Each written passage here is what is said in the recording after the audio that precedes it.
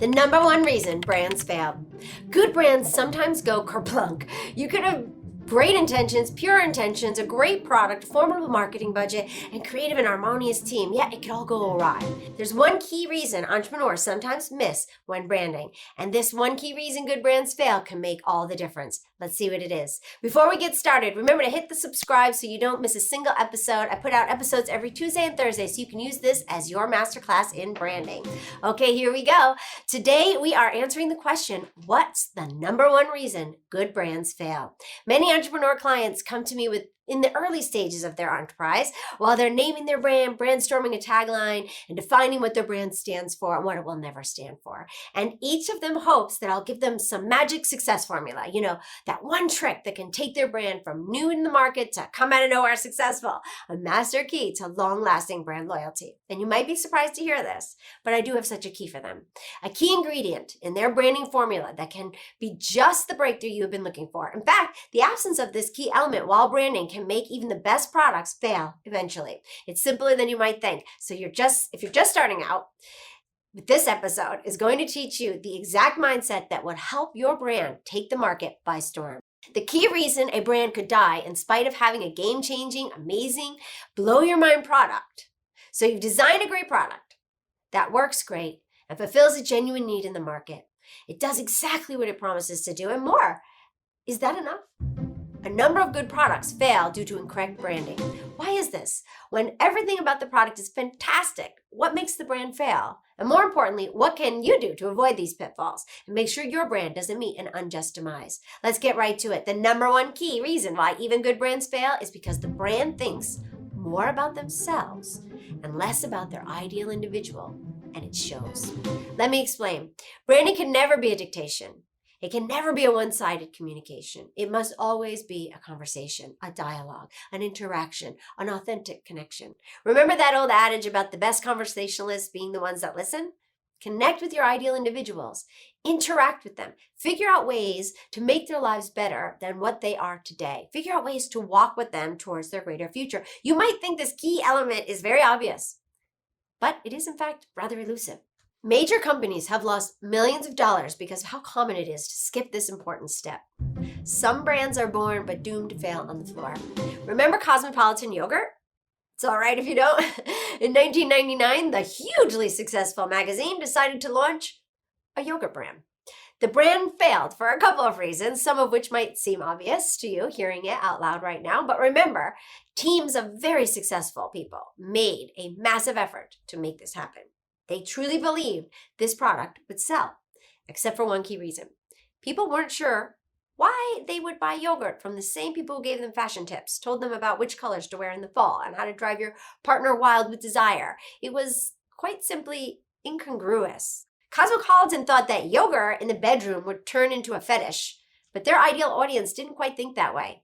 The yogurt lasted all of 18 months on the supermarket shelves before it was completely withdrawn, completely out of sight, leaving a lot of higher-ups at Cosmopolitan quite embarrassed. The concept was flawed, and Cosmo readers really wanted to read a magazine about being fabulous and cosmopolitan, not curl up with a Cosmo and a yogurt in their PJs in bed on a Saturday night. It's incongruous. The best listeners win the long game, which is the real game. And in the words of Scott Cook, a brand is no longer what we tell the consumer it is. It is what the consumers tell each other it is. People might forget your latest social media post, LinkedIn announcement, or what your website looks like. What people won't forget is how your brand makes them feel. And the best way to make them feel good about themselves while being a part of your brand community is by listening to them, understanding what they need, where they stand, and meeting them right where they are now, and guiding them gently into their greater future. For any successful brand, you don't brand according to what they want or need. You brand according to how they want to feel about how they want or need.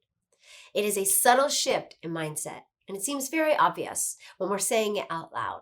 Yet it is amazing how many entrepreneurs fail at incorporating this key element in their branding process and fall trapped to the number one reason good brands fail over and over again. You must remember what it was like to be a beginner. Even if you've come far along into your journey, your ideal individuals will be at a different point in their journey in comparison to where you are now. Why else would they need you or listen to you? You're ahead of them. You can help them shorten their learning curve with your expertise, your product, your service, your book. So it's primarily about listening. And then you also need to be honest with yourself, really, about where they are and what they want. Might not be what you thought it was. Every one of us look for validation of who we are. We all need to be seen and understood, right? It gives us a feeling of contribution, a feeling of purpose, connection. So when you are the provider, the creator, not the consumer, you need to break that habit of thinking about validating yourself, your efforts, and move into the habit of validating your ideal individuals, their point of view, the feelings that they want to feel through your brand. Don't brand for what your likes are. Don't brand for what you need or what you can put out. Meet your ideal individuals where they stand and brand from their perspective. Meet them where they are right now. Show them their real self is their ideal self, and your brand's offerings can support them in fully realizing their true best self. That's how you come out of nowhere and become a brand everyone is talking about. Speak to your ideal individuals in their language to find out what's in their heart. Okay, so let's practice this on someone today. Call a friend, or better yet, someone you haven't seen in a long time. Ask them to tell you their honest opinion about your brand's offerings. Get your finger on the public pulse, the public opinion. Listen to what they have to say about your brand, about how they perceive it. Does their perception match yours? Key thing. Don't lead them into your perception. Listening. Does their perception match yours? Do they feel it inspires the same emotions you think it does? Does it create enthusiasm in the end user for the benefits it provides? Does it align with what you intended to put out in the world?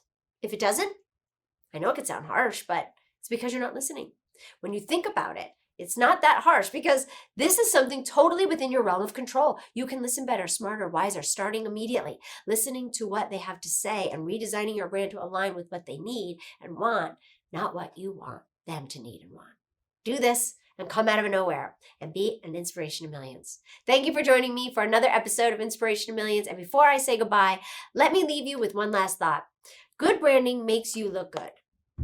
Great branding makes your ideal individuals feel good. And consumers that feel good about being a part of your brand are the ones that will stay with you forever. Strive to inspire brand loyalty because brand loyalty is your business plan. And as always, while building your brand, stick to the golden rule, and that is to love what you do and love how you do it. Thanks for watching. Don't miss out on a single thing. Subscribe below.